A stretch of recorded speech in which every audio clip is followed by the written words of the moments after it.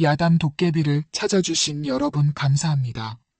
오늘도 재밌는 이야기로 여러분을 즐겁게 해드리겠습니다. 그 전에 좋아요와 구독 버튼 꼭 부탁드립니다. 그럼 시작할게요. 옛날 어느 깊은 산골 마을 이야기입니다. 그 마을엔 칠복이라는 젊은 사내가 하나 있었는데요. 이 양반이 참 특이한 사람이었어요. 어릴 적 나무에서 떨어져 머리를 다친 뒤로는 말도 더듬고 행동도 느려서 마을 사람들은 그를 바보 팔푼이라 불렀답니다. 야, 칠보가, 또 멀뚱멀뚱 서서 뭐하냐? 동네 아이들이 돌을 던지며 놀려대도 칠복이는 그저 허허 웃기만 했어요. 하지만 이상한 건 그 느린 머리와는 달리 힘만큼은 장사였다는 겁니다. 쌀 한 가마니쯤은 혼자서도 번쩍 들어올리고 나무 한 그루 베는 것도 다른 사람 셋이 할 일을 혼자서 뚝딱 해치워버렸거든요. 그래서 마을의 부잣집에서는 칠보기를 머슴으로 부려먹었는데 품삯이라고 주는 게 고작 쌀 한 되뿐이었어요. 칠보가 오늘도 수고했다. 여기 쌀 한 대 가져가거라. 고맙습니다, 주인마님. 칠보기는 그 작은 쌀 주머니를 품에 꼭 안고 절을 올렸어요. 다른 머슴들이 쌀 서너 대씩 받아가는 걸 보면서도 자신이 적게 받는다는 걸 모르는 건지 아는 건지 마을 아낙네들이 수군댔어요. 저 바보 팔푼이 제값도 모르고 저렇게 당하고 사네. 맞아. 힘은 소만하면서 머리가 비어서 저 모양이지. 하지만 칠복이는 그런 말들을 들어도 대꾸하지 않고 그저 묵묵히 자신의 일을 했어요. 때로는 그 맑은 눈에 뭔가 깊은 게 스쳐 지나가는 것 같기도 했지만 금세 다시 멍한 표정으로 돌아가곤 했답니다. 저녁이면 혼자 산비탈 움막에서 쌀 한 되로 미음을 끓여 먹으며 별을 바라보곤 했어요. 언젠가는 무엇을 중얼거리는지는 아무도 몰랐지만 그 목소리엔 왠지 모를 간절함이 배어 있었답니다. 그런데 이 칠보기의 소문이 마을 건너편까지 퍼져나갔는데요. 특히 귀분이라는 과부의 귀에까지 들어갔답니다. 귀분이는 25의 남편을 여의고 혼자서 딸 하나를 키우며 살고 있었는데 성격이 워낙 야무지고 인색하기로 소문난 여자였어요. 쌀 한 되에 소 같은 힘을 부린다고? 귀분이는 눈을 번뜩였어요. 머릿속으로 벌써 계산기를 두들기고 있었거든요. 에구, 저런 바보를 우리 집에 데려다가 부려먹으면 얼마나 좋을까. 귀분이는 거울 앞에 서서 머리를 곱게 빗고 치마 저고리도 깨끗한 걸로 갈아입었어요. 딸에게 말했습니다. 얘야, 엄마가 잠깐 나가볼 일이 있으니 집 잘 보고 있거라. 어디 가세요, 어머니? 좋은 일 하나 만들어 보려고 하는데 잘 되면 우리 집에도 든든한 일꾼이 하나 생길 거야. 귀분이는 웃음을 머금고 칠보기가 일하던 부잣집으로 향했어요. 칠보기가 나무를 패고 있는 모습을 멀찍이서 지켜보더니 혀를 내둘렀답니다. 저런, 정말 힘이 장사네.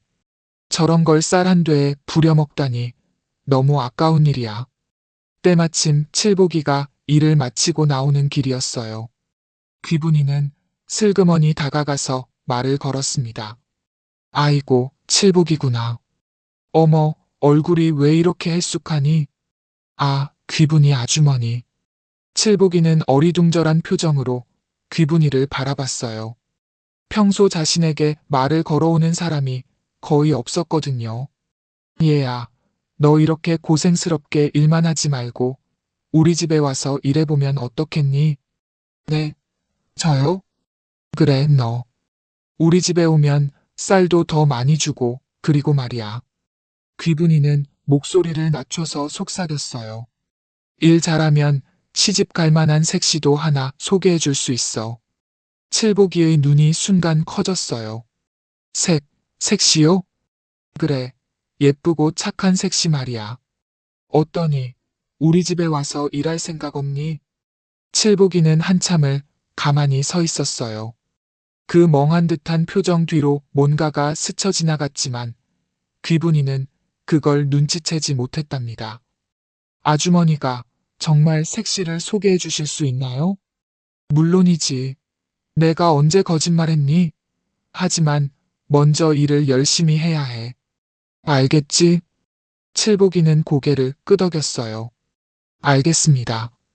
그럼 내일부터 아주머니 댁에서 일하겠습니다. 귀분이는 속으로 쾌재를 불렀어요. 저 바보를 우리 집에 데려다가 공짜로 부려먹고 색시는 무슨 적당히 둘러대다가 쫓아내면 그만이지. 다음 날부터 칠복이는 귀분이네 집에서 일을 시작했어요. 귀분이는 처음에는 웃음꽃을 피우며 칠복이를 맞아들였답니다. 아이고 칠복아, 어서 와. 우리 집이 좁긴 하지만 편하게 지내거라. 칠복이는 정말 성실했어요. 새벽 첫 닭이 울기도 전에 일어나서 물을 길어오고 장작을 패고 밭일까지 척척 해냈어요. 혼자서 하루에 3사람 목 뒤를 했으니 귀분이가 얼마나 좋아했겠어요. 애구머니, 이런 일꾼이 세상에 어디 또 있을까? 귀분이는 속으로 계산을 했어요. 예전에 품꾼 셋을 고용하면 쌀 9되는 주어야 했는데 이제는 칠복이 하나에게 쌀 2되만 주면 되니까 7되를 아낄 수 있었거든요. 처음 한 달은 약속한 대로 쌀 2되를 주었어요. 하지만 점점 욕심이 생기기 시작했답니다. 칠복아, 요즘 곡식값이 많이 올라서 말이야. 이달부터는 쌀 1돼 반만 줄 수 있겠구나. 아, 네, 알겠습니다. 칠복이는 아무 말도 하지 않고 고개만 끄덕였어요. 그러자 귀분이는 더 대담해졌답니다. 그리고 말이야, 색시 소개해주려면 너도 좀 더 반듯하게 변해야 해. 당분간은 더 열심히 일하면서 기다리거라. 이렇게 1달, 2달 시간이 흘러갈수록 귀분이는 더욱 인색해졌어요. 쌀은 1되로 다시 반되로 줄어들었고 색시 얘기는 점점 먼 얘기가 되어갔답니다. 하지만 신기한 건 귀분이네 고가는 점점 풍족해졌다는 거예요.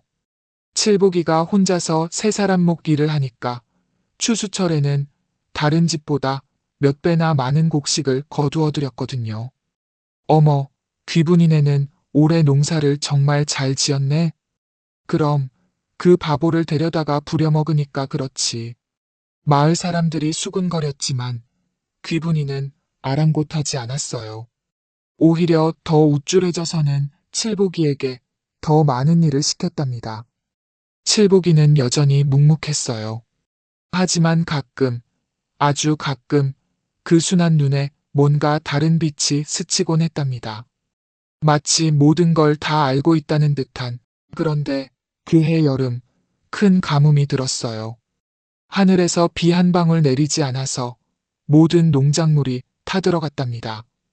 다른 집들은 모두 흉년이었는데 신기하게도 귀분이네만은 그럭저럭 버틸만 했어요. 칠복이가 밤낮으로 우물물을 길어다가 농작물에 주었거든요. 하지만 그렇다고 해서 넉넉한 건 아니었어요. 곡식이 부족하니까 귀분이의 성격도 점점 매서워졌답니다. 칠복아, 미안하지만 이제 쌀은 못 주겠다. 대신 죽이라도 끓여주마. 그리고 말이야, 농사일도 이제 별로 없으니까 너도 다른 데 가서 일자리를 알아보는 게 어떻겠니? 드디어 칠복이를 내쫓으려고 했던 거예요. 필요할 때는 마구 부려먹다가 이제 쓸모없어지니까 버리려는 거였죠. 하지만 칠복이는 뜻밖의 대답을 했어요. 아주머니, 저는 갈 곳이 없습니다. 그냥 재워만 주시면 되겠습니다. 뭐라고? 재워만 달라고? 네, 먹을 것도 따로 안 드려도 됩니다. 산에서 나물이나 캐먹겠습니다. 대신 밤에 잠잘 곳만 있으면 되겠습니다. 귀분이는 잠깐 망설였어요. 공짜로 부려먹을 수 있다면 나쁠 게 없다고 생각했거든요. 그럼 마루 한 구석에서라도 자거라. 하지만 일은 계속 해야 한다. 고맙습니다. 칠복이는 깊게 절을 올렸어요. 하지만 그 절하는 모습을 보면서도 귀분이는 왠지 모를 불편함을 느꼈답니다. 마치 자신이 칠복이의 손바닥 안에서 놀아나고 있는 것 같은 기분이었어요. 하지만 그런 생각은 금방 떨쳐버렸답니다. 바보가 무슨 수를 쓰겠어 하면서 말이에요. 겨울이 되자 날씨가 무척 추워졌어요. 특히 그해 겨울은 몇십 년 만의 혹한이었답니다. 칠복이는 마루 한 구석에서 얇은 멍석 하나 덮고 잠을 잤는데 추위가 너무 심해서 밤마다 덜덜 떨었어요. 어느 날 밤 칠복이가 말했어요. 아주머니, 너무 추워서 잠을 못 자겠습니다. 그럼 어쩌라고? 나도 어쩔 수 없다. 안방에서 재워주시면 안 되겠습니까? 귀분이는 깜짝 놀랐어요. 뭐라고? 안방에서? 네, 구석에라도 좋으니까요. 이대로는 얼어 죽을 것 같습니다. 귀분이는 고민에 빠졌어요. 과부인 자신이 남자를 안방에 들인다는 건 체면상 말이 안 되는 일이었거든요. 하지만 칠복이가 얼어 죽으면 그 좋은 일꾼을 잃는 거였어요. 그럼 겨울 동안만이야. 봄이 되면 다시 밖에서 자는 거다. 고맙습니다. 그날 밤부터 칠복이는 안방 구석에서 잠을 자게 되었어요. 귀분이는 딸과 함께 한쪽에서, 칠복이는 멀찍이 다른 쪽에서 잤답니다. 처음 며칠은 어색했지만 점점 익숙해졌어요. 하지만 한 가지 문제가 있었는데 귀분이는 과부가 된 지 벌써 몇 년이었거든요. 젊은 남자가 같은 방에서 자니까 자꾸만 이상한 생각이 들기 시작했답니다. 특히 칠복이가 잠들어서 고른 숨을 쉴 때 그 건장한 어깨와 두툼한 팔뚝이 달빛에 비치는 걸 보면 귀분이의 마음이 요동치곤 했어요. 이러면 안 되는데, 저 사람은 바보인데, 하지만 마음이라는 게 그렇게 쉽게 다스려지지 않았답니다.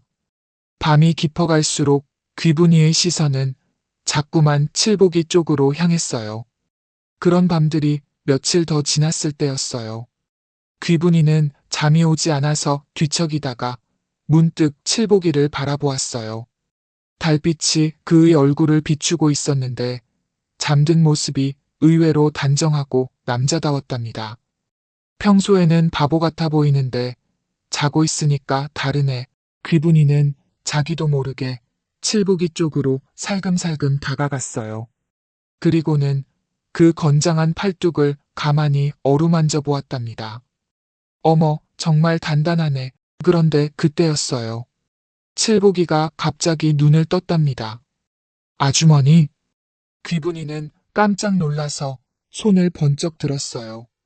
얼굴이 시뻘겋게 달아올랐답니다. 아, 아니야, 그게. 아직도 저를 바보로 보이십니까? 칠복이의 목소리가 달랐어요. 평소의 느릿느릿한 말투가 아니라 또렷하고 차분한 목소리였답니다. 귀분이는 심장이 쿵쾅거렸어요. 너 지금. 저도 남자인데 아주머니가 밤마다 저를 이렇게 바라보시는 걸 모를 리가 있겠습니까? 칠복이가 천천히 일어나 앉았어요. 그 모습에는 평소의 멍청한 기색이라고는 찾아볼 수 없었답니다. 아주머니는 저를 바보라고 생각하시겠지만 저도 다 알고 있었습니다.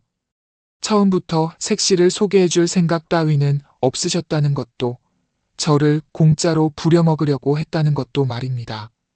귀분이는 말문이 막혔어요. 그럼 왜? 기다렸습니다. 아주머니가 제게 무엇을 원하시는지 말입니다. 칠복이의 눈이 어둠 속에서 반짝였어요. 그 순간 귀분이는 깨달았답니다. 자신이 지금까지 얼마나 큰 착각을 하고 있었는지를.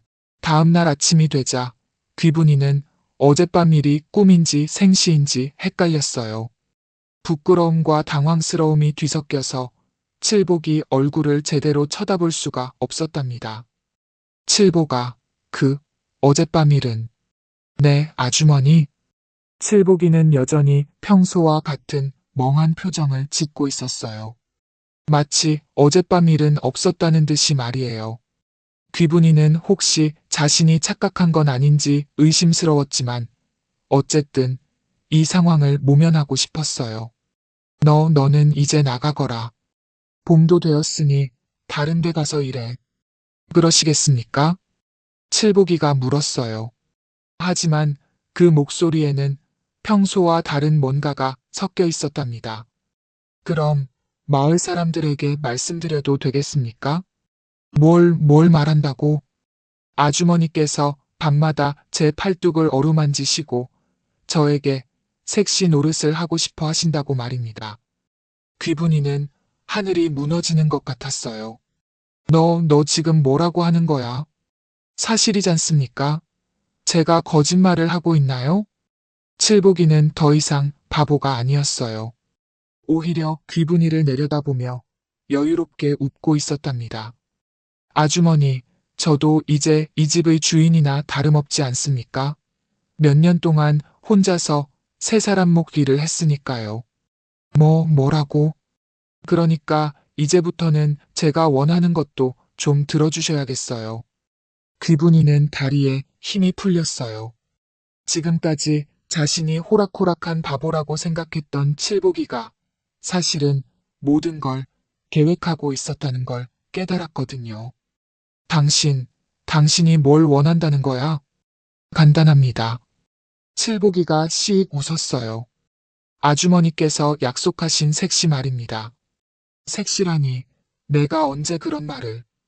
귀분이는 부들부들 떨었지만 칠복이는 태연했어요. 처음에 저를 꼬실 때 하신 말씀 잊으셨나요?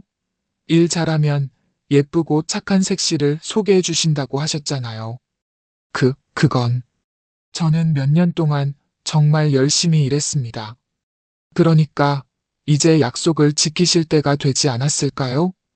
귀분이는 절망적이었어요. 마을에 이 일이 알려지면 자신의 체면은 완전히 땅에 떨어질 게 분명했거든요. 그럼 내가 다른 집 처녀를 소개해 줄게. 그러니까. 아닙니다. 칠복이가 고개를 저었어요.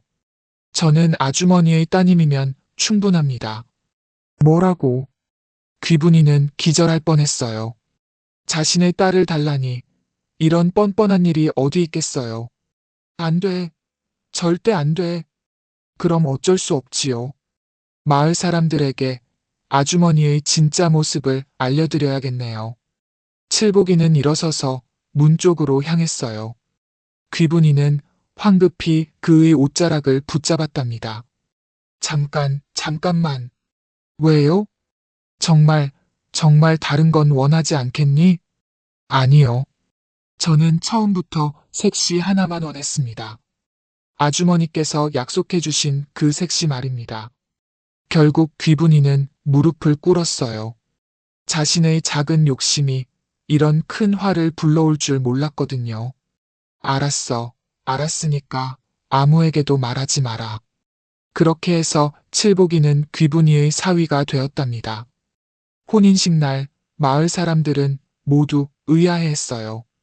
저 바보가 어떻게 귀분인의 사위가 되었을까? 참 신기한 일도 다 있네. 하지만 칠복이는 더 이상 바보가 아니었어요. 혼인 후에는 당당하게 집안의 가장 노릇을 하며 살았답니다. 귀분이는 그제야 깨달았어요. 사람을 겉모습만 보고 판단해서는 안 된다는 것을, 그리고 작은 욕심이 얼마나 큰 화를 불러올 수 있는지를 말입니다. 세상에는 바보 같아 보여도 속은 깊은 사람이 있고 똑똑해 보여도 정작 어리석은 사람이 있는 법이거든요. 그러니 여러분도 사람을 함부로 깔보지 마시고 남을 이용하려는 마음도 부리지 마세요. 언젠가는 그 대가를 치르게 되는 법이니까요. 이것이 바로 칠복이와 귀분이의 이야기랍니다. 오늘 야담 어떠셨나요? 사람을 겉모습으로만 판단하다 큰 코 다친 마님, 통쾌한 복수였네요. 오늘도 시청해주셔서 감사하며 다음 이야기에서 뵙겠습니다. 사랑합니다, 여러분.